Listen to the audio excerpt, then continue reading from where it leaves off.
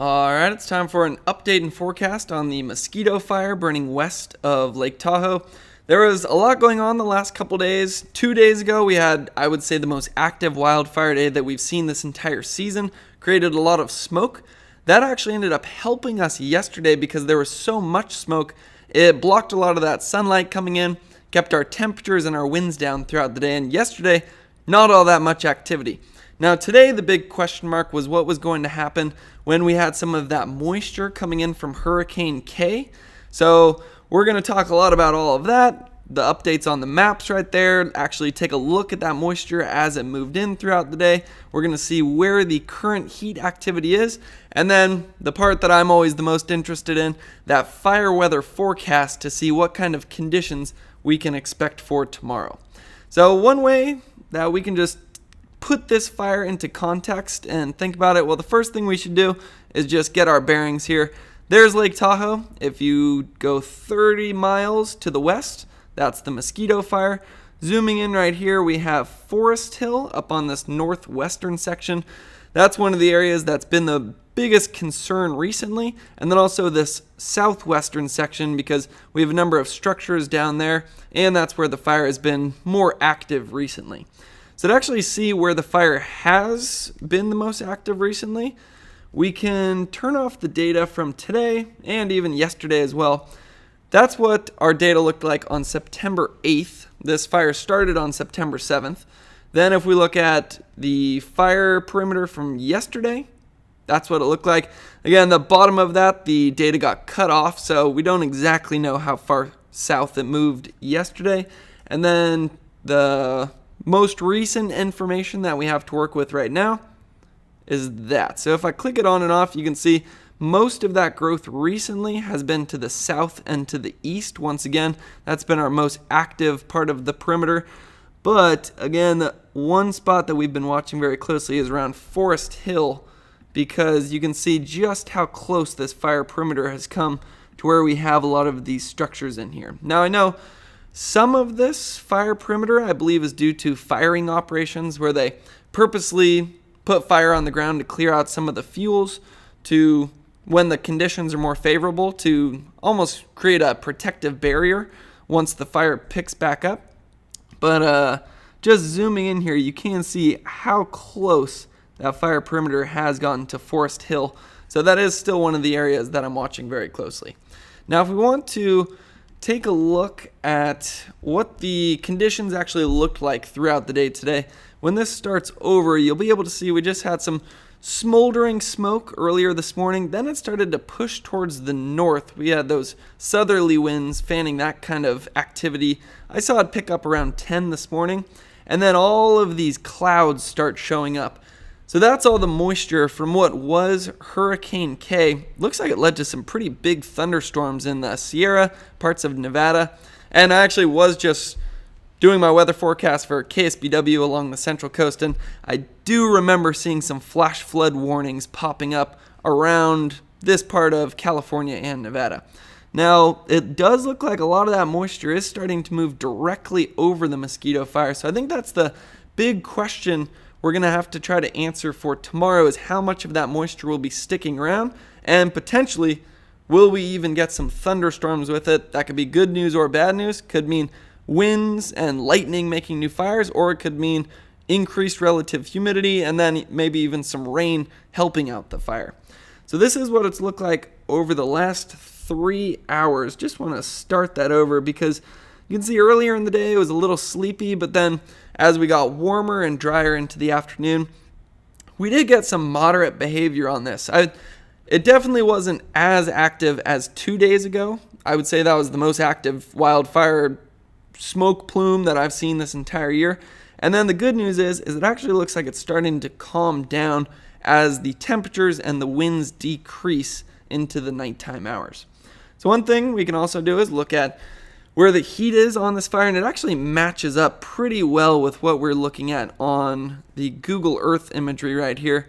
Notice how most of that separation from where you see the red line today and the red line yesterday was on that easterly and that southern side, and it looks like when we look at this map, most of those red dots, which represents some of that more recent heat and the more intense heat is on that eastern and southern side, although there is that area around the northwest that does remain active.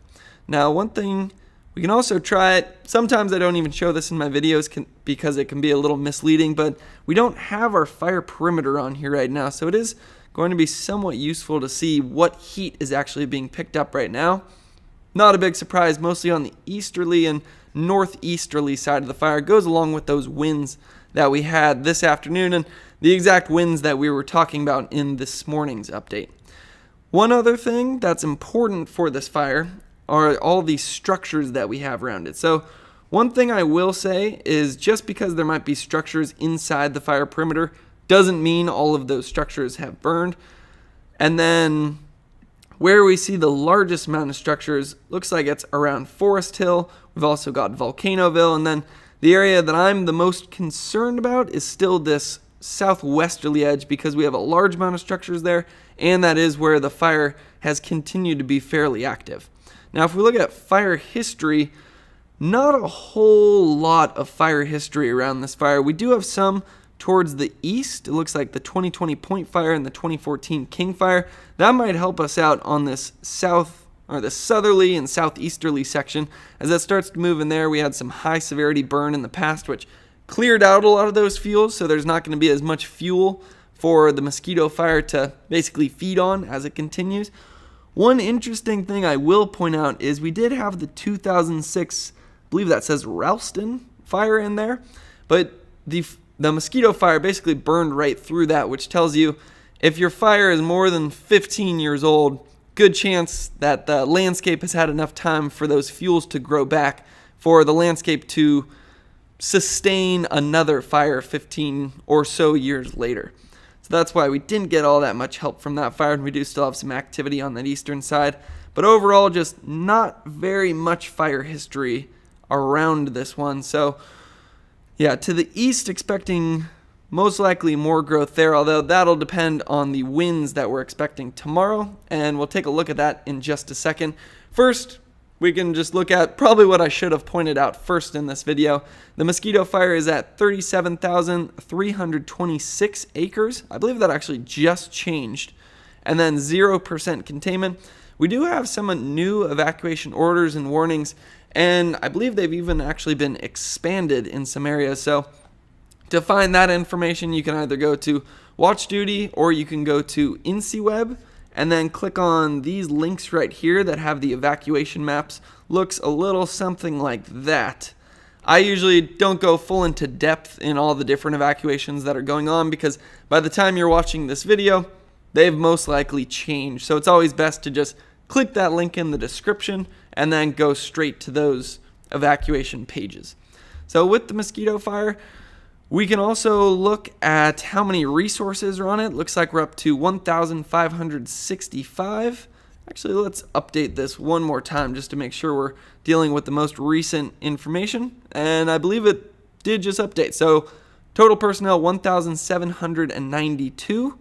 And then significant events, fire behavior Saturday was moderate, consisting of isolated torching, uphill runs, and short-range spotting. When air cleared, the fire exhibited isolated torching and slope runs, especially on the southwest side near Georgetown. So that was something we were talking about this morning. We had all that sleepy behavior in the early morning hours because of all the smoke that was lingering over it. But then as the smoke cleared, it allowed our winds to pick up, and then that led to some more fire activity in the afternoons. Then if we look at here, we can see critically dry vegetation is readily igniting and burning despite the improved weather. That's also something we talked about this morning. Even though moisture was coming in from Hurricane K, and a whole lot of moisture with that, we just had that heat wave that lasted all week, triple-digit temperatures, some record temperatures in some cases, that just continuously dried out the fuels. And because of that, not that important if you get some cloudy weather because the fuels are already dry enough to sustain fire growth. So let's look at weather concerns. Looks like smoke will settle over the area again Saturday night. I'd say that's something we're already seeing in that live shot. Then winds will be light and humidity recovery will be around 50 to 60%. That's great news right there. A lot of times with some of these fires, overnight, it'll just remain extremely dry and allow fire activity to continue to be active overnight. But it already looks like we're starting to see some of that relative humidity recovery because of just how much the fire is already appearing to die down. Then smoke and clouds will expected to shade the fire. So hopefully that same thing happening tomorrow, what happened 2 days ago that kept our activity down. Highs generally in the 80s with minimum humidity from 25 to 30%. So that's a lot more than a couple days ago where we had relative humidity in the teens, and I think I even saw a single digit in there at one point. Reason that's important is if you have more moisture in the air, some of that moisture finds its way into the finer fuels, and then that just makes it harder for the fire to grow. And then it also reduces the chances that when embers are picked up by winds and tossed out ahead of the fire, it reduces the chances that that'll start a new fire or a spot fire. And then I think the best news, winds will generally be southwest 5 to 10 miles per hour. So that's good news for a couple of reasons. One reason that's good news is if the winds are from the southwest, it'll be pushing it away from all of those structures that I'm worried about on this southwesterly side of the fire. It'll try to push this fire towards the northeast, which is the way that it has been moving recently in the afternoons, which is where the fire appears to be the most active. But then also, 5 to 10 miles per hour is not very much, although in a second we'll see what the wind gusts will be, because that has important implications for things like spot fires. So just zooming in here again, let's see what kind of weather we actually had throughout the day. Again, there's Lake Tahoe on the right. Let's just zoom over to Forest Hill. And again, this isn't model data, this is actual weather stations on the ground to see just how warm and dry it was throughout the day today. Looks like our high temperature was around 87 degrees. We got up to that at about 2:18 this afternoon. And then when it comes to relative humidity, you notice we're already starting to get that nice recovery. Earlier today, we got around 29% at one point, so some of that moisture from Hurricane K definitely helped us out throughout the day. And then right now, it's increasing to 46%, going to continue to increase overnight as more of that moisture moves in. Now, if we want to see conditions for tomorrow, main thing I'm always worried about is relative humidity. Right now, the model is saying 19% relative humidity tomorrow afternoon. I would say we could bump that number up by a little bit. I don't think the model is perfectly taking into account all of this moisture that's coming up from Hurricane K. So I think our relative humidity is going to be more in the mid-20s to 30s throughout the day tomorrow. Temperature-wise, we're probably going to be a little bit cooler than this model is saying because we'll have some of that nice cloud cover. But low 80s, even if it is that warm, that's a lot better than the triple-digit heat that we had a few days ago. I remember the day that we had a lot of activity on this fire. It was over 100 degrees. And then wind-wise, let's check out what those gusts will be doing. Looks like, southwesterly flow, around 20 to 25 mile per hour wind gusts. So not much change there compared to the last couple of days. Now, the big question mark is going to be thunderstorm activity. So let's just turn on thunderstorms and click through here. Not seeing anything throughout the morning. That's not a big surprise. 2 p.m., maybe something starts to show up in the Sierra. And then 5 p.m., it's to the east of Lake Tahoe. But models don't do a very good job when it comes to forecasting thunderstorms, so I wouldn't rule it out, but I also wouldn't say our chances are all that good to get any thunderstorms. And even if we did get one, there's not a whole lot of moisture left. So I don't think if we were to get any rain, it would be substantial enough to put the fire out or anything like that. So I'm going to keep my eye on that, but I think overall, temperature and relative humidity not looking as bad as it has been the last couple of days. So expecting just more moderate growth throughout the day tomorrow. Now finally, we can look at that air quality because this is something that often impacts the largest amount of people. Right now, we have very unhealthy to even hazardous air because of the mosquito fire. And then for the forecast tomorrow, expecting that once again, even stretching that very unhealthy air into the Lake Tahoe area as well. So that's always something to think about. Try to avoid outdoor activities as much as you can.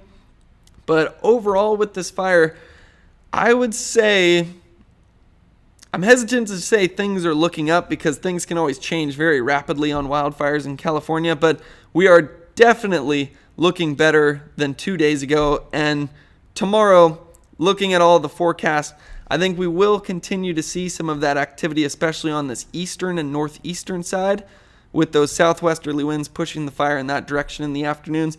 But I definitely don't think it will be as bad as 2 days ago. So hopefully this video was helpful.